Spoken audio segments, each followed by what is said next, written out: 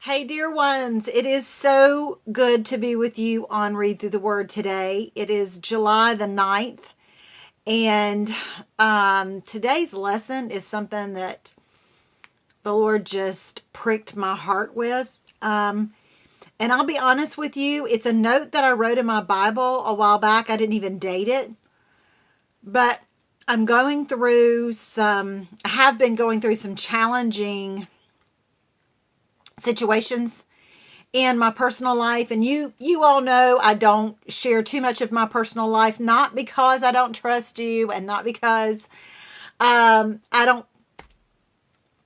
just want to keep my personal life separate from ministry, and want this site and this course to be all about God's Word. And when the Lord prompts my heart to share something personal, I do. And so that's why, really. And I've just been going through some things. Let's just put it that way. It's been a rough few days. And so when I sat down to look at the lesson and the reading, this note that I wrote to myself was very applicable to my current situations. And I am willing to lay down a donut or two that a couple of you also are going through some situations that this lesson is going to minister to your heart. I just know it is. Before then, Psalm 106:12. I love 105 and 106 because they retell what it's kind of like the Reader's Digest version of what happened in the Exodus, and so much happened in the Old Testament. So much that has happened in the Old Testament. And I realize there's so many new people that pop in with us and have just hopped in and joined, and this is a great summary of it. I'm not saying read the summary and don't read the real stuff, because the real stuff is good stuff. But I love these two Psalms. But Psalm 106:12 says this: then his people believed his promises. Then his people believed his promises. Let's just look up. Let's look at verse 9. He commanded the Red Sea to dry up. He led Israel across the sea as if it were a desert. So just let that sit with you for just a second. A desert. He redeemed them from their foes. Then the water returned and covered their enemies. Not one of them, the enemies, survived. Then his people believed his promises. Then they sang his praises. After they had rebelled, they're at the Red Sea. They had rebelled. If you look back up to verse 7, instead they rebelled against him at the Red Sea. And then they rebelled against him. He still saved them. He goes through and says how he saved them. And then he says, then they believed his promises. Then they sang his praises. So what happened at the Red Sea? Before we get into this, I just thought, let's just look back. Exodus 13 and 14 deal with, teach the exodus of Egypt. God's people had been enslaved for over 400 years. He has sent Moses to rescue them. They have seen his miraculous. Did you see that in 106:7? Our ancestors in Egypt were not impressed by the Lord's miraculous deeds. Oh, Is there a day that I am not impressed by the Lord's miraculous deeds? Oh, I hope he smacks me on the back of the head with just a holy tap. Look, girl, I'm doing stuff around you and you're missing it. Oh, okay. Anyways, here we go. So, Exodus 13:17. When Pharaoh finally let the people go, God did not lead them along the main road that runs through Philistine territory, even though it was the shortest route to the promised land. God said if the people are faced with battle, they might change their minds and return to Egypt. So God led them in a roundabout way through the wilderness toward the Red Sea. So God had this planned the whole time. He had the longest route planned the whole time. He knew what was going to happen.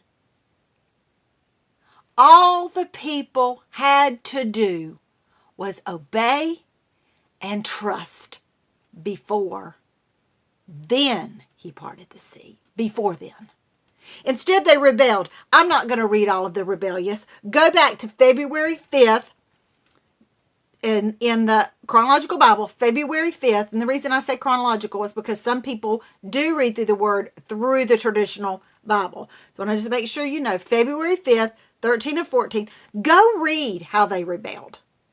They certainly were not impressed by his miraculous deeds. All the things that he had done with the plagues. How he got them to the point for Pharaoh to even let them go. They were not impressed by that. Seriously? So, let's flip back over to 106. Then his people believed his promises. Here's our question. Do I believe God before he parts the sea? Then means after all of this, after I parted this sea, then they believed his promises, then they sang his praise. The question is, do I believe before he parts the sea? What keeps me from believing? I just thought about this myself. Wendy, why do you not believe before he parts the sea? What's keeping you from believing?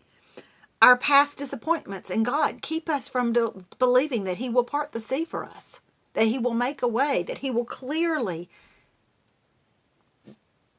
make a way for us to get from point A to point B through this awful situation. Because God's disappointed us before. That's what we justify, how we justify it to ourselves. I'm not going to believe God because he let me down before. Did he really let us down? God is a God of his promises. And he might not meet our expectations of good. But everything that he does for us is good. And that is what we have to believe. We have to turn over those disappointments to God and say, you know what? This is what I expected. But this is not what happened. But I'm going to trust you. And just as a little caveat, not all of life's disappointments are God's fault. We live in a sinful world. We're in relationship with sinful people that hurt us and let us down. And we're going to get disappointed. But it's not always God's fault. Sometimes it's other people. And sometimes it's our own making. But it's easy to let those past disappointments keep us from trusting God and believing before he parts our sea. Maybe we're going through current defeat and we're just tired and we just don't have it in us. That's when we have to gird ourselves up, is what 1 Peter says. Gird ourselves up and be ready. And I just put the things that just came to my mind, just popped in my mind. How do I strengthen my faith to believe God before he parts the sea? We want to be ready for the parting of the sea. We want to be anticipating the parting of the sea. We want to be people that if God takes us a roundabout way somewhere, we want to be people who trust him to go, oh, wow, we're going on an adventure. This is really not what I expected, but God's in charge here. I've seen his past work, and it's good. And I'm going to trust him. We've got to be men and women that read his word. Oh my goodness, how many people in church today don't even read the Bible? They take it to church with them on Sunday. And I love my app. I love my Bible app. I pull my commentary up when my preacher's preaching, and I love that. But I got to have my Bible in my hand. I'm not knocking it. If you take it and you do your highlighting and stuff, I'm not smart enough to do my highlighting on my Bible app. I don't have all that down. But I like to have the pages in my hand. I like to have my highlighters in my hand. That's the girl I am. But I realize I'm old school. So I don't think you get demerits for carrying a Bible app and not a Bible. Please hear me on that. But we got to be believers who read God's word. We got to know it. And then we got to pray it. Then we got to believe it. We've got to obey it. And then it says, then they praise his name. We got to praise his name. We got to worship his name. We got to do all of these things before he parts the sea. So we can be confident that he will part the sea. Because we don't want to be people who miss the parting of our sea. Because we've got our heads down because we're mad at God.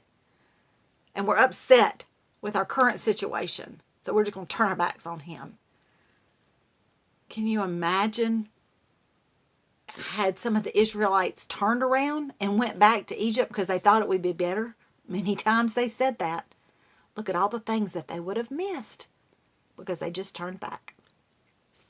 So be ready before then. We'll see you next time on Read Through the Word.